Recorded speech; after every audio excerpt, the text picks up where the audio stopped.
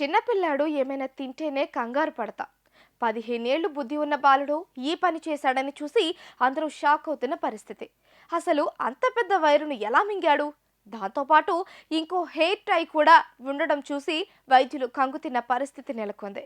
టర్కీలోని ఓ 15 ఏళ్ల బాలుడు వాంతులు వికారంతో ఆసుపత్రిలో చేరాడు.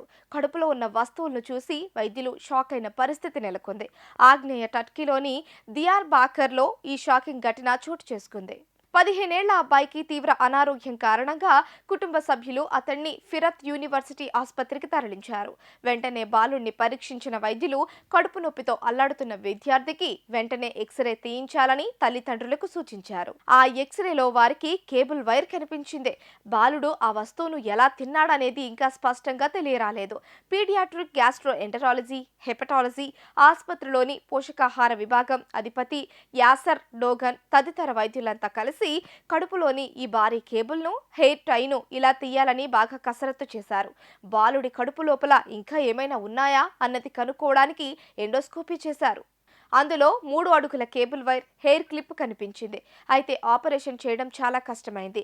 కేబుల్ ఒక చివర చిన్న పేగులోకి వెళ్ళింది. దీంతో ఆ ఆపరేషన్ చాలా క్లిష్టమైంది. చాలా జాగ్రత్తగా శస్త్రచికిత్స చేసి ఆపరేషన్ను వైద్యులు అతి కష్టం మీద కేబుల్, హెయిర్ టైను బయటకు తీశారు. రోగిని 2 గంటల్లోనే డిశ్చార్జ్ చేశారు.